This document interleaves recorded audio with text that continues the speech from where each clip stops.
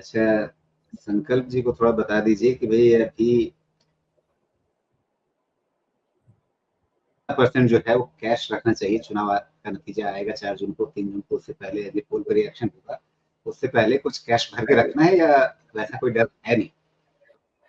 देखिए, आप फाइनली इन्होंने मुसीबत में डाल ही दिया मुझे। मैं एक्चुअली सच पूछे तो ये क्वेश्चन अवॉइड करना चाहता था। अभी समझाता हूँ क्यों। मैंने हर कोशिश करके देख ली, मैं खुद भी चाहता था कि अभी थोड़ा कैश में कन्वर्ट कर लूँ। लेकिन मैं स्टॉक पिकर हूँ, तो जिस तरह से मुझे स्मॉल कैप और मिड कैप का सिचुएशन दिखा, इकोनॉमी सिचुएशन, रिजल्ट्स जो सब कुछ दिखे और जिस तरह से जो स्टॉक या सेक्टर में ट्रैक कर रहा हूँ, उसमें जब मूवमेंट दिखा, मैंने कैश निकालने से ज़्यादा इन्वेस्टेड रहना प्रेफ़र किया और ये मैंने रिस्क लिया है और सब लोगों को कम्युनिकेट भी किया है कि अगर एनडीए का रिटर्न नहीं होता है, तो ये सब बहुत बड़ा थ्रेट भी हो सकता है, 20-20% के डाउनसाइड भी आ सकते हैं। लेकिन मैंने ये रिस्क लिया है बिकॉज़ मुझे स्टॉक्स के हिसाब से चीज़ें ठीक लग रही हैं, माहौल जो है रिज़ल्ट के हिसाब से सब कुछ ठीक लग रहा है। तो मैंने ये रिस्क लिया है कि मैं 100% इन्वेस्टेड जा रहा हूँ इलेक्शन में। लेकिन मेरे साथ एक पॉज़िटिव भी है। मैं इवन लेटेस्ट पोर्टफ़ोलियो के हिसाब से मैं इसलिए भी जा पा रहा हूँ इलेक्शन में क्योंकि पॉज़िटिव बिकॉज़ मिनिमम 5-7% का तो पॉज़िटिव सिचुएशन है। मिनिमम 5-7% शायद मैं कम ही कह रहा हूँ, मिनिमम 7 से 10% का है। तो अगर मुझे 20% का डाउनसाइड लगता भी है, तो 7% के अपसाइड से जाने के बाद मेरे को 15% से ज़्यादा का रिस्क मुझे नहीं बनता है।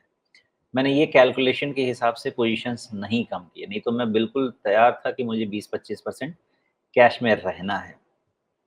अब जो ट्रेडिंग स्टैंड पॉइंट से हैं या जो मार्केट के हिसाब से काम करते हैं, मैं उनको ये नहीं कहता कि आप इमीडिएट कैश में आ जाइए। ध्यान रखिएगा दोनों को अलग-अलग कह रहा हूँ। मैंने आपको जो मिड कैप और लार्ज कैप की होल्डिंग जिनकी ज़्यादा है, उनको स्टॉक स्पेसिफिक ही देखना पड़ेगा बिकॉज़ मेरे हिसाब से कोई इंडेक्स में खराबी ही नहीं हो रही है, तो मैं क्या कैश निकालने बोलूँ। सेफ्टी स्टैंड पॉइंट से आप चाहें तो 2 काम कीजिए। पहला, अगर आपके पास फ्रेश कैश है, तो उसको इन्वेस्ट मत कीजिए, इलेक्शन के बाद कीजिए। दूसरा, फिर भी आपके पास अगर अच्छा खासा प्रॉफ़िट बना हुआ है या थोड़ा डर लगता है, तो 10% कैश बना के रख लीजिए। लेकिन कोई वैसा कारण दिखता नहीं है कि कोई कैश बनाया जाए। दूसरा, कैश में आने का लेवल बनेगा 21,700 के नीचे। ये आपका नया मेथड हो सकता है कि आप चाहें तो उसके नीचे इमीडिएट कैश कन्वर्जन के लिए रेडी रहिए।